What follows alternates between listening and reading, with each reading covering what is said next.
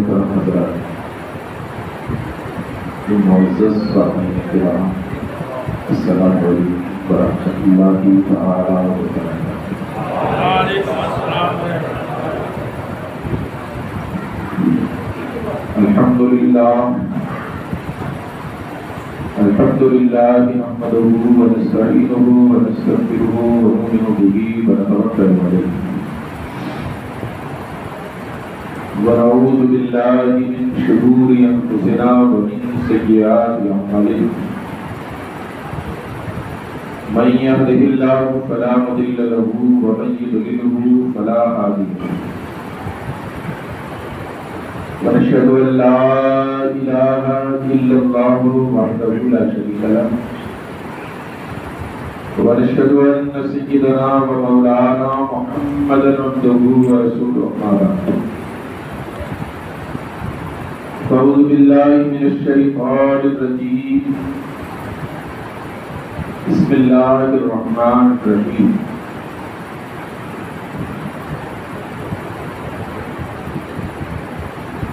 يا أيها الذين آمنوا اتقوا الله وكونوا مع الصادقين، صدق الله مولانا العظيم، وبلغنا رسوله النبي الأمين الكريم، ونحن على ذلك لمن الشاهدين والشاكرين، والحمد لله رب العالمين۔ بارگاہ رسالت والی رسالت میں جھوم کر یہ درود پیش کروں۔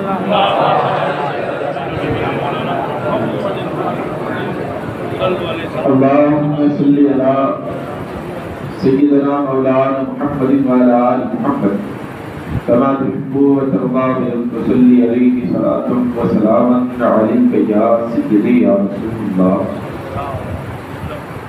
سيدي يا نبي الله صلى الله عليه وسلم۔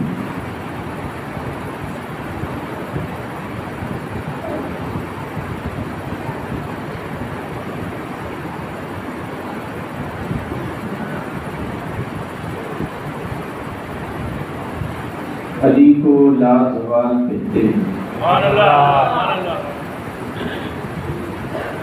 علی کو لازوال کہتے ہیں، اسے تو بے مثال کہتے ہیں۔ علی کو لازوال کہتے ہیں، اسے تو بے مثال کہتے ہیں، اور جو دین حق کے لیے کٹ جائے اسے علی کا لال کہتے ہیں۔ جو دین حق کے لیے کٹ جائے اسے علی کا لال کہتے ہیں، اور ہندوستان کی جان، ہندوستان کی شان، شہنشاہ ہندوستان، والی ہندوستان، ولی ہند سلطان الہند عطائے رسول غریب نواز اپنے اس جنگ کے دربار میں یوں عرض کرتے ہیں کہ شاہ است حسین، بادشاہ است حسین، شاہ است حسین، بادشاہ است حسین، تین است حسین، تین پناہ است حسین، سردار نداد دست در دست یزید، سردار نداد دست در دست یزید، حقا کے بنا لا الہ است حسین، حقا کے بنا لا الہ است حسین۔ درود پاک پڑھ لیں اللہ سیدنا مولا والا محمد کما تحب وترضى، صلی علیہ وسلم علیہ یا سیدی یا رسول اللہ، سیدی یا نبی اللہ صلی اللہ علیہ وسلم۔ ماہ شعبان المعظم کا یہ پہلا جمعہ ہے۔ ماہ رجب کے بعد یہ دوسرا برکت والا مہینہ ہے۔ ویسے ہر مہینے برکت والے ہیں، مگر ان مہینوں کی برکت کا خصوصیت کے ساتھ ذکر آیا ہے۔ ماہ رجب ائمہ اہل بیت کی ولادت اور وصالوں کی تاریخ سے بھرا ہوا ہے۔ اسی طرح ماہ شعبان المعظم کی پہلی تاریخ ہی سے اہل بیت اطہار کے افراد کی ولادت کی تاریخ ہے۔ پہلی شوال، ثانی حسین، فرتب علی، حضرت سیدتنا زینب کبریٰ رضی اللہ تعالیٰ عنہ کی ولادت کی تاریخ ہے۔ دوسری سراج الامہ، محب اہل بیت، حضرت سیدنا امام اعظم ابو حنیفہ رضی اللہ تعالیٰ عنہ کے وصال کی تاریخ ہے۔ 3 شعبان، حضرت امام حسین کی ولادت کی تاریخ ہے۔ 4 شعبان، حضرت سیدنا عباس علمبردار کی ولادت کی تاریخ ہے۔ اور 5 شعبان، حضرت سیدنا امام زین العابدین رضی اللہ تعالیٰ عنہ کی ولادت کی تاریخ ہے۔ اور 6 شعبان، سرکار غریب نواز کے بڑے صاحبزادے حضرت سیدنا خواجہ فخر الدین چشتی سرواری رضی اللہ تعالیٰ عنہ کے وصال کی تاریخ ہے۔ اور بھی بہت سارے دن ہیں، مگر یہ اتنے سارے دن ایک ساتھ چھوٹے سے ٹائم میں جمع ہوئے ہیں، میں سب پر بات نہیں کر سکتا، مختصراً عرض کروں گا کہ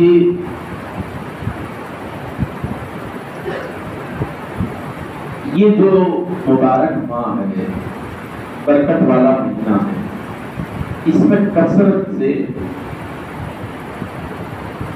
اہل بیت اطہار اور محبان اہل بیت کی تاریخیں پائی جاتی ہیں۔ حضرت سیدنا امام اعظم ابو حنیفہ کتنے بڑے عاشق آل رسول تھے، اس بات سے اندازہ لگا۔ آپ نے میری زبانی سنا ہے کہ حضرت سیدنا امام اعظم ابو حنیفہ رضی اللہ تعالیٰ بہت بڑے ادیوگ پتی تھے، ویپاری نہیں، ویپاری الگ ہوتا ہے، ادیوگ پتی۔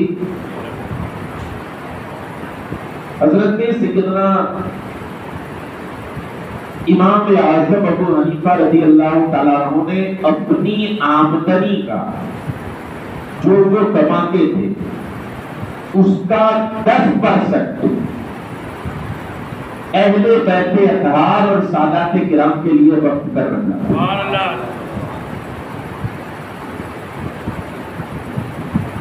ہمیں تو سالانہ 2.5% ٹرائی پڑتا ہے، سالانہ جو فرض ہے، واجب ہے۔ میں ایک بات اور رکھ سکتا چلو، دیکھیے یہ 2.5% کی بات آئی تو ایک مسئلہ ہے ماشاءاللہ، اس وقت مسلمانوں کے پاس بہت زیادہ پیسہ ہے پہلے کے مقابلے، اور مسلمان اسے انویسٹ بھی کر رہا ہے۔ کہیں سرکار چھاپا نہ مارے، کہیں چور اچکا لے نہ اڑے، وہ آدمی چاہتا ہے اسے زمین میں ڈال دو، مکان میں ڈال دو، کوئی اور چیز خرید لو، یہ کر لو، وہ کر لو، تاکہ یہ پیسہ سیف ہو جائے۔ مگر آپ جانتے ہیں کہ جسے آپ سیف سمجھتے ہیں، اللہ جب چاہے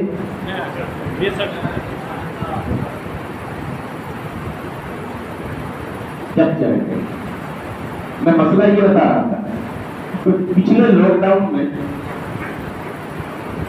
ہم نے مسلمان سرمایہ داروں سے، مالداروں سے کانٹیکٹ کیا کہ دیکھیے اس وقت جو مسلمانوں میں غریب طبقہ ہے، جو روزانہ لا کر کھاتے تھے، جن کے گھر میں راشن ہوتا ہی نہیں، ان کے لیے آپ کوئی مدد کریں۔ یہ کہتے ہیں کہ زکات کا پیسہ چلے گا؟ بانٹنے والوں کے لیے تکلیف کیا ہوتی ہے میں آپ کو بتاؤں. اگر اس نے زکات کا پیسہ قبول کر لیا اور اس پیسے سے کھانا خریدا گیا، کپڑے خریدے گئے، راشن خریدا گیا،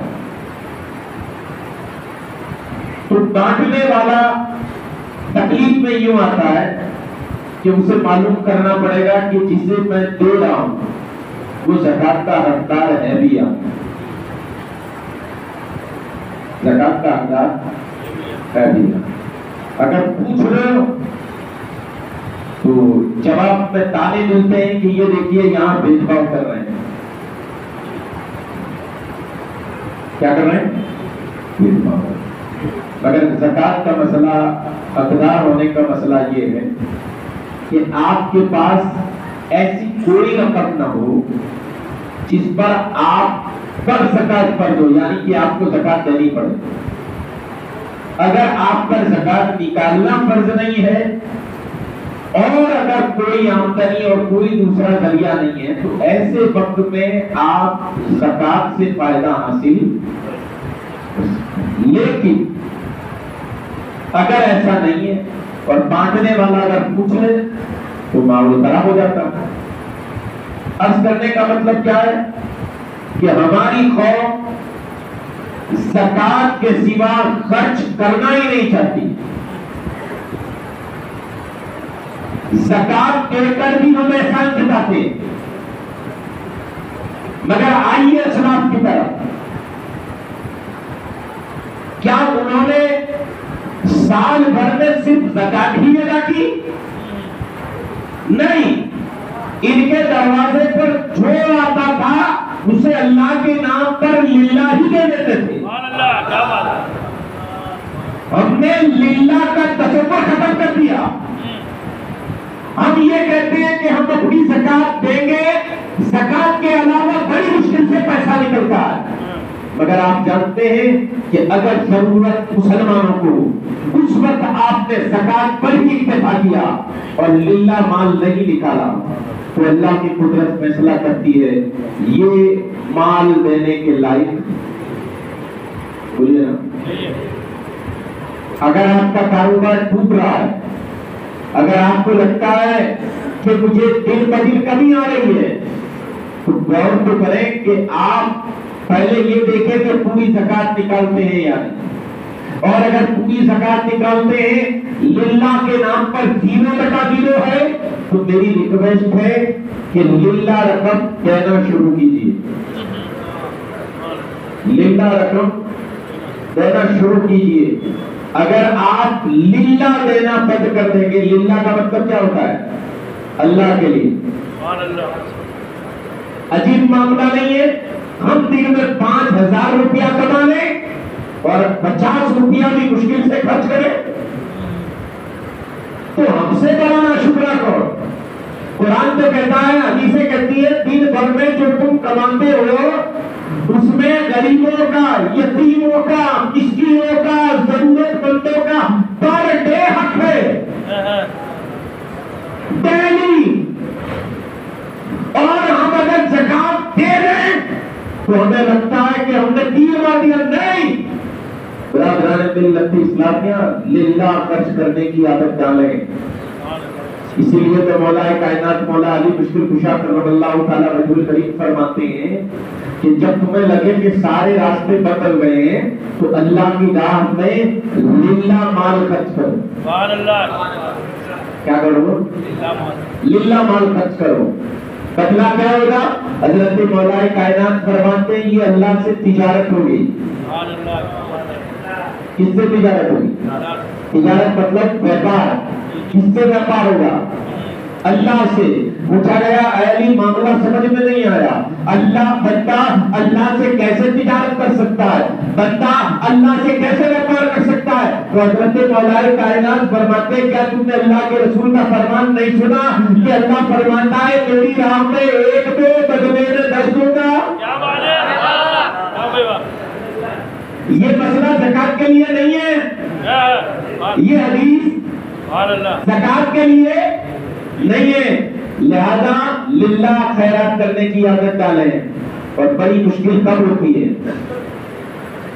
ہم غیر سادات جو غیر سید ہیں اسے تو کسی کنڈیشن میں بھی زکات دے دیں گے، مگر جس کے نانا کا تم کلمہ پڑھتے ہو، جس کے نانا کی دی ہوئی نماز پڑھ کر جنت میں جانے کے خواب دیکھتے ہو، اگر اس کی اولاد بھوکی ہو اور تمہارے پاس للہ رقم نہیں ہے، جبکہ تمہاری تجوریاں بھری ہوئی ہیں، جبکہ تمہارے بینک بیلنس پورا ہے، جبکہ تمہارے پاس جائیداد پر جائیداد ملکت پر ملکت خریدنے کے پیسے ہیں، اور دوسری طرف تم کہتے ہو ہم وہی پر سادات ہیں، ہم اہل بیت سے محبت کرنے والے، اسی رسول کا خون جس کی باڈی میں ہے وہ زکات نہیں مانگ سکتا، وہ زکات کا پیسہ حاصل نہیں کر سکتا. اس کے گھر میں جوان بیٹیاں بیٹھی ہیں، مشکل سے 2 وقت کی روٹی بنتی ہے، تم اپنے آپ کو مسلمان کہتے ہو، جبکہ تمہارے پاس سادات کا خیال رکھنے کے لیے پیسہ نہیں ہے. کس کنڈیشن میں دعویٰ کرتے ہیں ہم تناکن سنی ہیں؟ کس کنڈیشن میں دعویٰ کرتے ہیں ہم تناکن مسلمان ہیں؟ سرکار کو فرماتے ہیں تمہارا ہمسایہ تمہارا پڑوسی غیر مسلم ہو، تم پرست ہو، لیکن اگر تمہارے پڑوس میں ہوتے ہوئے بھوکا سو جائے تو تم اپنے آپ کو مسلمان نہیں کہہ سکتے. جس غیر مسلم پڑوسی کا یہ حق ہے. تمہاری بستی میں بسنے والے سادات کی کوئی حیثیت نہیں. اس کی عزت کرنے کے لیے تم نماز دیکھو گے، اس کی عزت کرنے کے لیے تم پرہیزگاری دیکھو گے، جبکہ تمہاری پرہیزگاری کا کوئی پتہ نہیں، تمہاری زبان صاف نہیں. پرہیزگاری کی بات وہ کرے جو خود پرہیزگار ہے، جس سے کوئی گناہ نہ ہوتا ہو، اور اگر دن بھر میں سینکڑوں گناہ کرتے ہو تو تمہیں حق نہیں ہے کہ کسی غریب سید کی طرف آپ یہ کہیں کہ وہ نماز نہیں پڑھتا، وہ روزہ نہیں رکھتا، وہ یہ نہیں کرتا، وہ نہیں کرتا. اس کا معاملہ ہے رب کا معاملہ ہے. جیسے آپ کہتے ہیں نا میرا معاملہ برادران ملت اسلامیہ نعرے حیدری لگانے سے کام نہیں چلے گا، ہم سیدوں کے غلام ہیں کہنے سے کام نہیں چلے گا. غلامی ثابت کرنا پڑے گا. بات ایک نکل آئی، پوری بات ہی اس میں ختم ہو گئی. میں نے ایک میسج دیا ہے، بہت بڑا میسج ہے. یاد رکھیے گا کہ اگر کسی پیاسے مسلمان کو یا کسی پیاسے انسان کو پانی پلانے کا بے پناہ عجر ہے، کسی بھوکے مسلمان کو کھانا کھلانے کا بے پناہ عجر ہے، کسی بھوکے انسان کو کھانا کھلانے کی بے شمار نیکیاں ہیں، تو پل بھر کے لیے سوچنا کہ کسی بھوکے سید کو کھانا کھلانے کا کیا بدلا ہو. بڑی بڑی باتیں بگاڑنے سے کچھ نہیں ہوگا. اپنے منہ سے میاں مٹھو کرنے سے کوئی مطلب نہیں ہے. اگر واقعی میں تم اتنے ہی پرہیزگار ہو، اتنے ہی سمجھدار ہو، تو ان سادات کو تلاش کرو جن کے گھر میں اگر دوپہر کی روٹی پکتی ہے تو شام کی روٹی کی فکر ہوتی ہے. جس کے گھر میں جوان بیٹی بیٹھی ہے، باپ اس لیے شادی نہیں کر سکتا کہ ابھی اس کے جہیز کا سامان نہیں بنا، ابھی اس کے پاس جہیز کا انتظام نہیں ہے، 200-300 بارات آنے والی ہے، اس کے کھانے کا انتظام نہیں ہے. جب یہ سب کر لو تو یقیناً جانو کہ تمہارا دعویٰ سچا ہے اور تم اپنے دعوے میں سچے ہو. برادران ملت اسلامیہ، باتیں بہت ساری ہیں مگر پتہ نہیں کیوں اب میں آگے کچھ بول ہی نہیں پاؤں گا. میری ریکویسٹ یہ ہے کہ آج آپ تمامی حضرات میری باتوں پر ضرور غور کریں اور ہو سکے تو آج اپنے گھروں میں فاتحہ دلائیں، جس میں حضرت سیدہ زینب، حضرت امام اعظم ابو حنیفہ، حضرت امام حسین، حضرت عباس علمبردار، حضرت امام زین العابدین، حضرت خواجہ فخر الدین چشتی سرواڑی علیہ رحمت و رضوان، ان تمام بزرگوں کے نام کا فاتحہ دلائیں اور دعا کریں اللہ تعالیٰ ہم سب کو زکات کے علاوہ بھی اللہ کی راہ میں خیرات کرنے کی توفیق عطا فرمائے.